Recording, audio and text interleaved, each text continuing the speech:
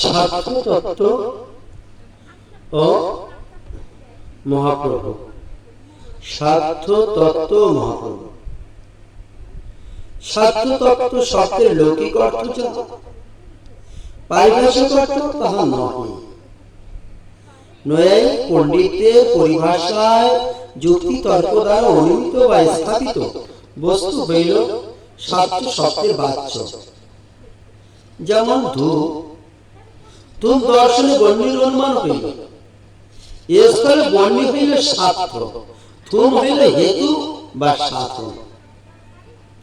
বৈষ্ণব আচার্যদের স্বার্থ শব্দের প্রয়োগ আরো গভীর, কেবলমাত্র যুক্তি দ্বারা সাধনীয় বস্তুই স্বার্থ নহে, সমগ্র জীবনের সর্ববিধ ও প্রচেষ্টা দ্বারা সাধন করিতে হইবে যে বস্তু বা ভাবকে, তাহাই স্বার্থ। অখণ্ড এই জীবনটা যে মহান উদ্দেশ্য ভুবনে জন্ম পরিগ্রহ করিয়াছে ও পুনঃ পুনঃ গতায়াত করিতেছে, সেইটি হল স্বার্থ তত্ত্ব।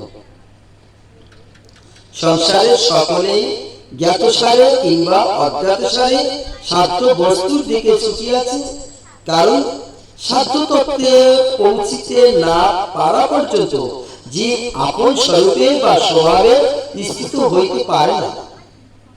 বরফ যেমন জল হইতে না পারা পর্যন্ত গলিতে থাকে, জীব সেই স্বার্থ তত্ত্বে না যাওয়া পর্যন্ত গতিশীল থাকে, শান্ত হয় না। শীতল বাক্সে বদ্ধ ও কাঠের গোড়ায় আচ্ছাদিত থাকিলে যেমন বরফের গলিতে বিলম্ব হয়, মায়ায় বদ্ধ ও সহস্র বাসনায় আবৃত হইলে জীবের তদ্রূপ স্বার্থ প্রাপ্তির পথে চলিতে বিলম্ব হয়।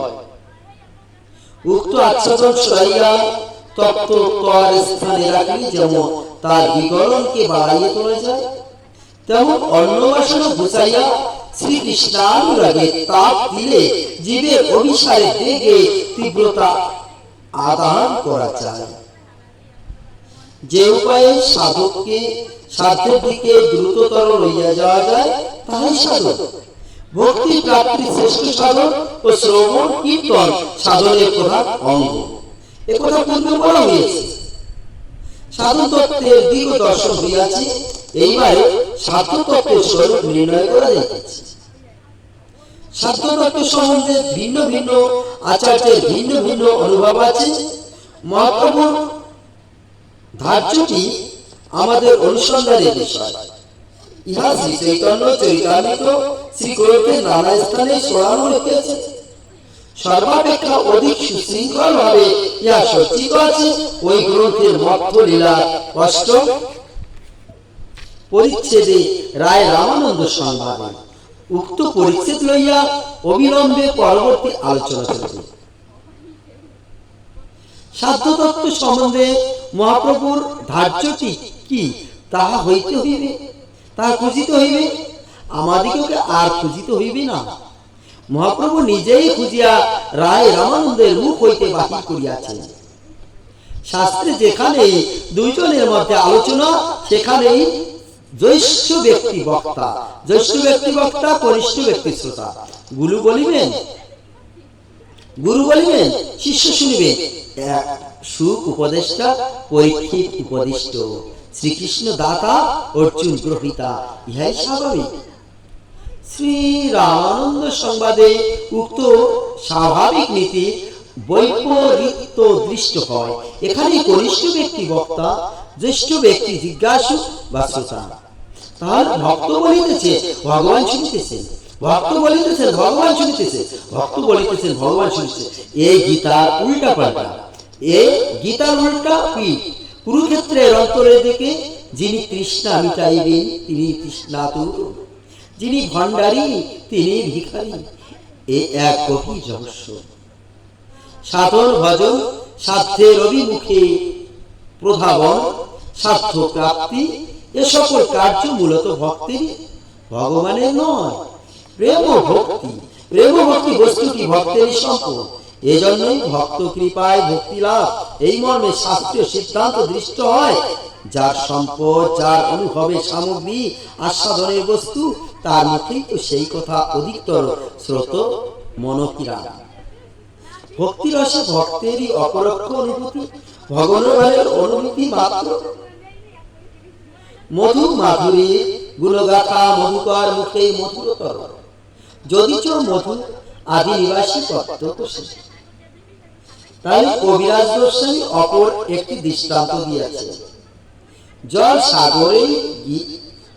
সাগরে দিয়েছে সে গোপনে সঞ্চার করিয়া মেঘকে, সেই সাগরই আবার শুক্তি কপাট খুলিয়া সাথী নক্ষত্রের ফোঁটা পাইবা আশায় করিয়াছে।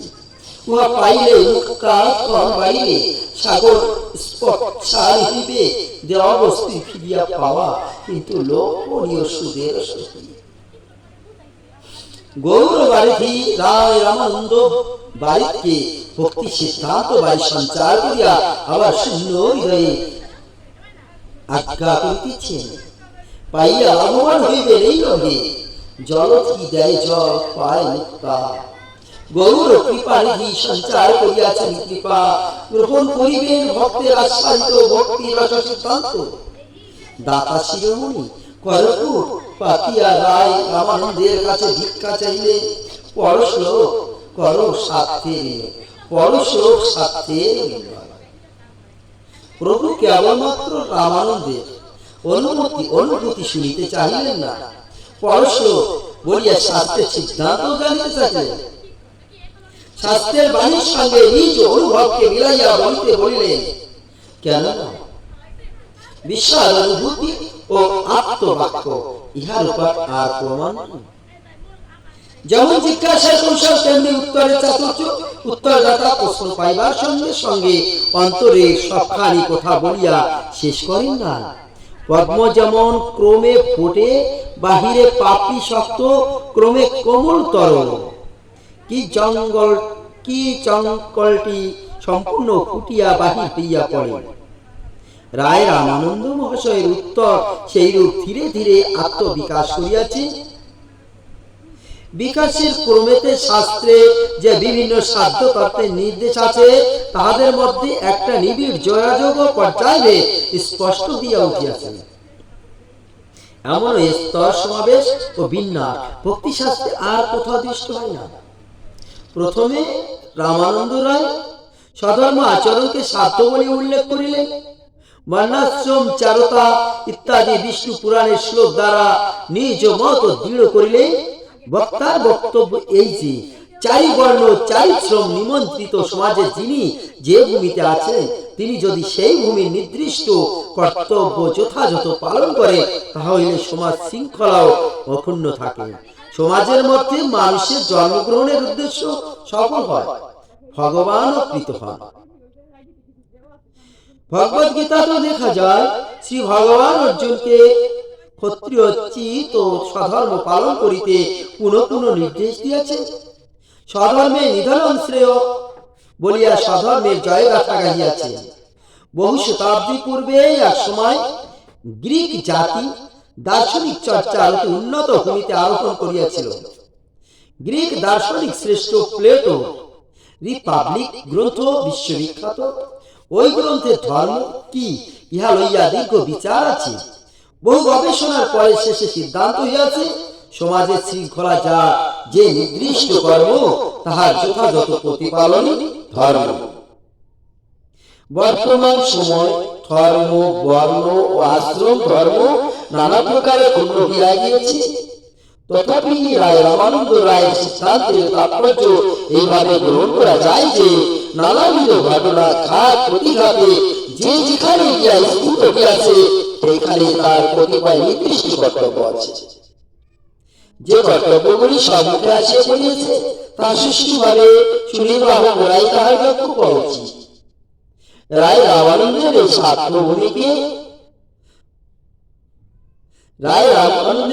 স্বার্থ ভূমিকে নিয়ে বলা চলে। রায় রামানন্দের কথা শুনিয়া ইহুবাচ্য বলিয়া মন্তব্য করিলেন এবং আগে কহ আর বলিয়া মহত্তর স্বার্থের কথা শুনিতে ইচ্ছা প্রকাশ করিলেন। বাচ্য অর্থে পাহিলের কথা। বাহিরের কথা বলিয়া যে সিদ্ধান্তকে অগ্রাহ্য হইয়াছে এমন কিছু নয়। মন্দিরের বহির্দ্বার দ্বারই বটে, অতিক্রম করিতে হইলেই প্রবেশকারী। সামাজিক নৈতিক কর্তব্য তো করিতে হইবে, কিন্তু কার্য করিলেই কার্য করা হয় না।